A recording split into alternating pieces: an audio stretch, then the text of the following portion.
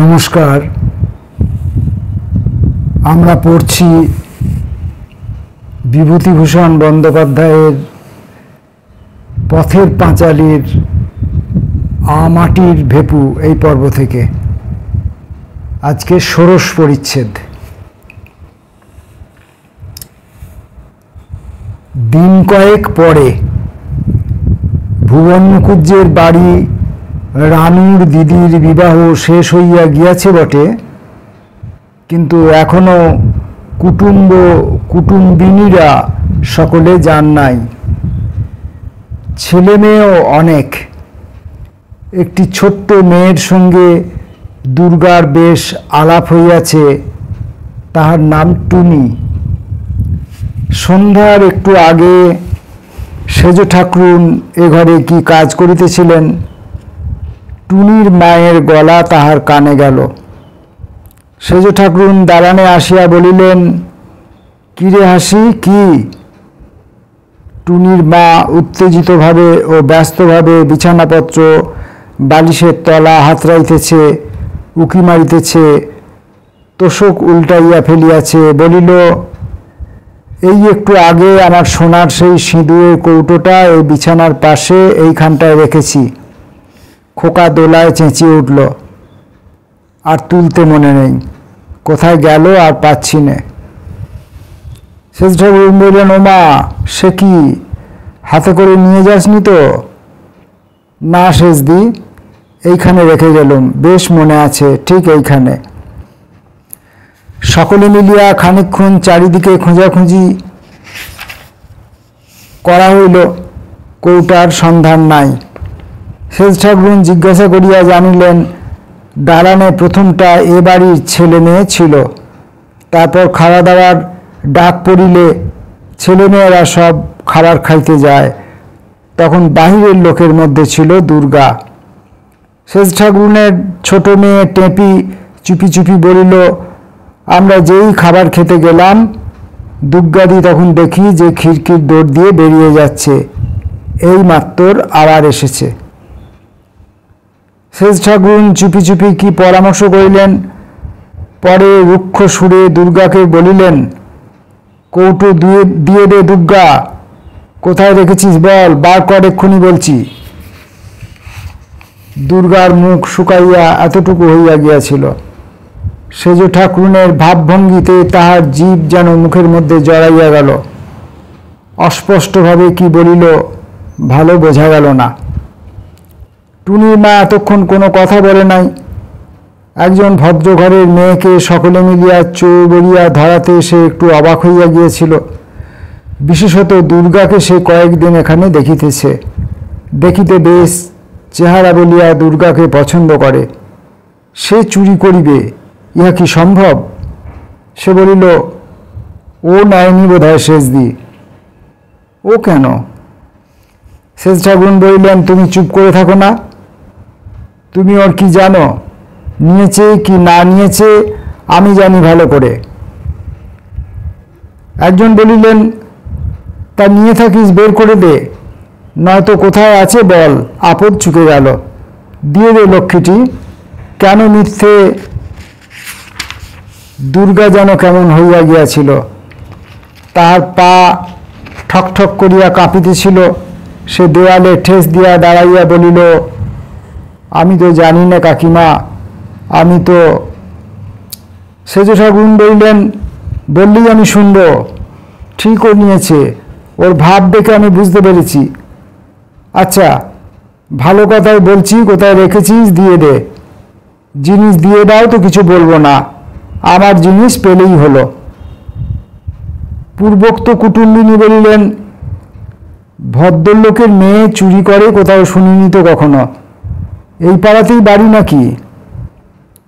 সেজ ঠাকুর বলিলেন, তুমি ভালো কথার কেউ নও, দেখবে তুমি মজাটা একবার। তুমি আমার বাড়ির জিনিস নিয়ে হজম করতে গিয়েছ, এ কি যা তা পেয়েছ বুঝি? তোমায় আমি আজ। পরে তিনি দুর্গার হাতখানা ধরিয়া হির হির করিয়া টানিয়া তাহাকে দালানের ঠিক মাঝখানে আনিয়া বলিলেন, দুর্গা, বল এখনো কোথায় রেখেছিস, বলবি? বলবি নে? না, তুমি জানো না, তুমি খুকি, তুমি কিছু জানো না। শিগগির বল, নইলে দাঁতের পাটিয়ে একেবারে সব ভেঙে গুঁড়ো করে ফেলবো এক্ষুনি। বল শিগগির, বল এক্ষুনি বলছি। টুনির মা হাত ধরিতে আগাইয়া আসিতেছিল। একজন কুটুম্বিনী বলিলেন, রোশনা, দেখছো না, ওই ঠিক নিয়েছে, চোরের মারই ওষুধ, দিয়ে দাও এক্ষুনি, মিটে গেল। কেন মিথ্যে? দুর্গার মাথার মধ্যে কেমন করিতেছিল।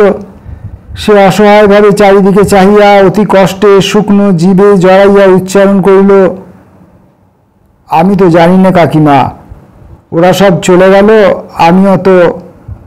সব কথা বলিবার সময় সে ভয়ে আড়ষ্ট হইয়া সেজ ঠাকুরনের দিকে চোখ রাখিয়া দেয়ালের দিকে ঘেঁষিয়া যাইতে লাগিল। পরে সকলে মিলিয়া আরও খানিকক্ষণ তাহাকে বুঝাইল। তারপর সেই এক কথা, সে জানে না। কে একজন বলিল, পাকা চোর। টেপি বলিল, বাগানের আমগুলো তলায় পড়বার জো নেই কাকিমা।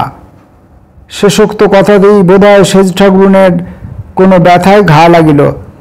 তিনি হঠাৎ বাজখাই রকমের আওয়াজ ছাড়িয়া বলিয়া উঠিলেন, তবে রে পাজি, নাচ্ছার, চোরের ঝাড়, তুমি জিনিস দেবে না? দেখি তুমি দেও কি না দেও।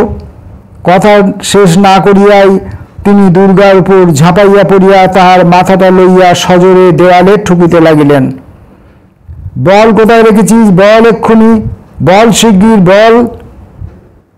টুনির মা তাড়াতাড়ি ছুটিয়া আসিয়া সেজ ঠাকুরনের হাত ধরিয়া বলিলেন, করেন কি সেজদি? থাকবে আমার কৌটো, ওরকম করে মারেন কেন? ছেড়ে দিন, থাক, হয়েছে, ছাড়ুন। ছি! টুনি মার দেখিয়া কাঁদিয়া উঠিল। পূর্বোক্ত কুটুম্বিনী বলিলেন, রক্ত পড়ছে যে। দুর্গার নাক দিয়া ঝরঝর করিয়া রক্ত পড়িতেছে, তাহা কেহ লক্ষ্য করে নাই। বুকের কাপড়ে খানিকটা রক্তরাঙা হইয়া উঠিয়াছে।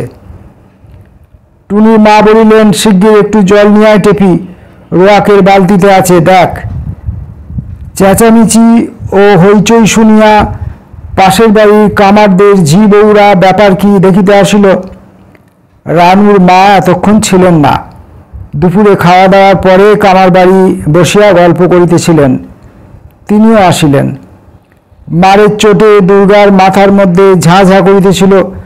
সে দিশাহারা ভাবে ভিড়ের মধ্যে একবার চাহিয়া কি দেখিল। জল আসিলে রানুর মা তাহার চোখে মুখে জল দিয়া তাহাকে বসিয়া ধরিয়া বসাইলেন। তাহার মাথার মধ্যে কেমন ঝিমঝিম করিতেছিল। সে দিশাহারা ভাবে বসিয়া পড়িল। রানুর মা বলিলেন, অমন করে কি মারে সেজদি, রোগা মেয়েটা, ছি! তোমরা ওকে চেনোনি এখনো? চোরের মার ছাড়া ওষুধ নেই, এই বলে দিলুম। মারের এখনো হয়েছে কি? না পাওয়া গেলে ছাড়বো নাকি? হরিরায় আমায় যেন শুলে ফাঁসে দেয় এরপর। রানুর মা বলিলেন, হয়েছে, এখন একটু সামলাতে দেও সেজদি, যে কাণ্ড করেছ। টুনির মা বলিল, ও মা, এত হবে জানলে কে কৌটোর কথা বলতো? চাইলে আমার কৌটো, ওকে ছেড়ে দাও সেজদি। সেজ ঠাকুরন এত সহজে ছাড়িতেন কিনা বলা যায় না, কিন্তু জনমত তাহার বিরুদ্ধে রায় দিতে লাগিল। কাজেই তিনি আসামিকে ছাড়িয়া দিতে বাধ্য হইলেন। রানুর মা তাহাকে ধরিয়া ওদিকে দরজা খুলিয়া খিড়কির উঠানে বাহির করিয়া দিলেন। বলিলেন, খুব খেনে আজ বাড়ি থেকে বেরিয়েছিলি, যা হোক, যা, আস্তে আস্তে যা। টেপি, খিড়কিটা ভালো করে খুলে দে।